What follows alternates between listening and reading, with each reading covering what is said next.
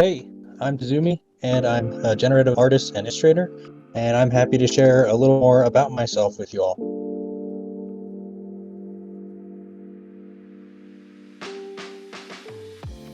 I've always loved making art. It's been like my hobby my whole life, mostly like the creation aspect of it. I never really thought of myself as an artist, but I just liked the process of making something. You start with absolutely nothing, and you end up with something that it can have a story or a picture or anything you can imagine. I love making music too. I play guitar, and writing songs is something I've always enjoyed. Not with lyrics though. Not a poet. I just write the music. I think I got my first guitar when I was probably 14. Yeah, right when I moved out of my mom's house. And I just working in the military too. I'd get off work, I'd come home, I would just play guitar all day, every day. That was like my hobby. I'd get together with some friends and we'd have jam sessions and try to make music. But it's a lot harder to make music with friends than it is with yourself, because you guys are all kind of coming from a different perspective and end up playing over each other or different rates. But yeah, I had a lot of fun with it. I still love guitar. I need to get a new one, but I don't really play as much as I used to.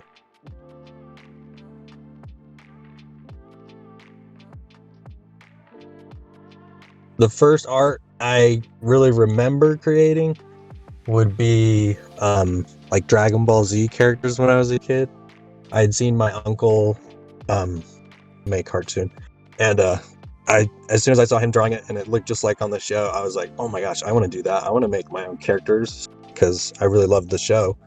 And he kind of helped me get me started with some of his art supplies. And I remember that whole summer I just started drawing Dragon Ball Z characters or making my own characters to try to fit into their Dragon Ball Z world, or make my own stories up for them. And then I became obsessed with that. And once again, I think it's the creating it part rather than the art itself. I wanted to make my own story in there, and art's a good way to do that.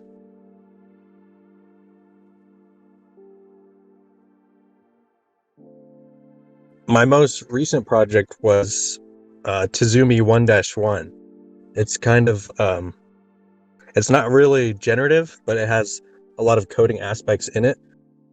I wanted to do something different, than, because I do most of my stuff now is nature themed generative art. And I wanted to do something like just for fun. So I did pixel art, which is like it's one of my favorite types of art. I don't know why, something about it, it's just like super appealing and fun to draw with, because you have to be really imaginative at a small scale because you're working with just a few pixels. So I created that, and it's even animated, and it was just one of those things that was really fun to create, so I just had to do it. I did all of the pixel art in Sprite. It's just like a really pixel art oriented drawing program, and I did all the art and animations in there, and then I uploaded them to P5.js, and I did all the code in there, so it would randomly generate them, and they would animate, and I did all the animations for like facing left, facing right, facing center. It was a lot of fun to do.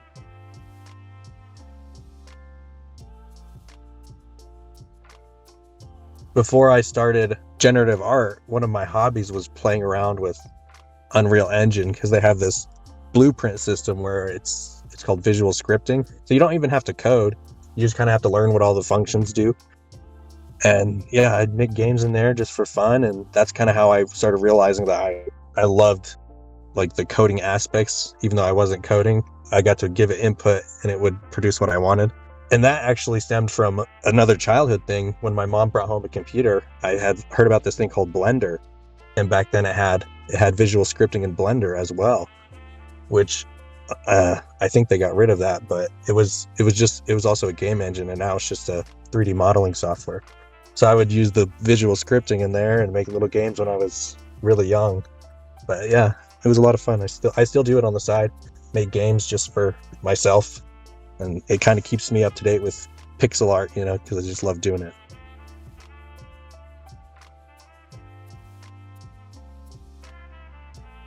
I think probably growing up with a single mother and just sisters probably helped shape me quite a bit, not having a father figure around. And also another big one would be moving away at a very young age. And it kind of got me to experience life, because when I was younger, I lived in like a big city. And when you move into a small town, it's a completely different environment. So I think that helped shape me a lot, because I got to see kind of both sides of city living, small town living, and kind of decide what I like.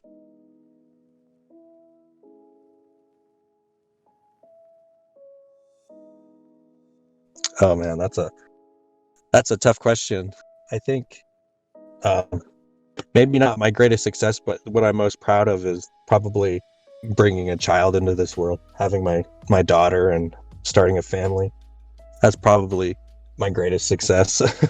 you know, it's one of those things. It's not really a success because it just happens organically, but you just feel so proud of it. And having a child just brings your life so much purpose that she's all I think about, all the time.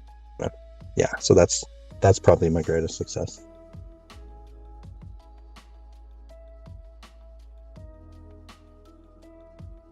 I think probably keeping in touch with people. It's I've always struggled with it, and I really don't know why. But I'm very bad at keeping in contact with friends and even family. I'm one of those people where they're always the ones to reach out to me, and I think that's something I really need to work on. So that's probably something I've been failing at.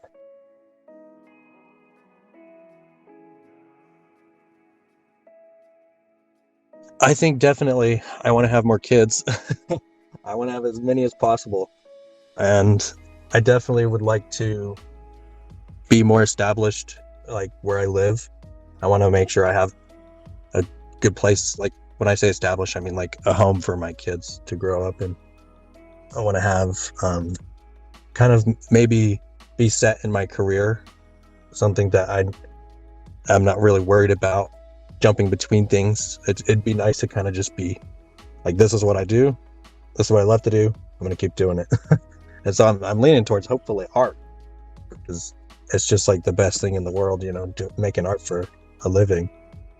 Yeah, probably those things are the main things.